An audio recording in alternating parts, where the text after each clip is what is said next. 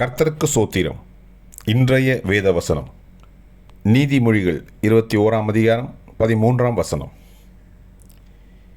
ஏழையின் கூக்குரலுக்கு தன் செவியை அடைத்து கொள்ளுகிறவன் தானும் சத்தமிட்டு கூப்பிடும்போது கேட்கப்பட மாட்டான். ஆமேன்.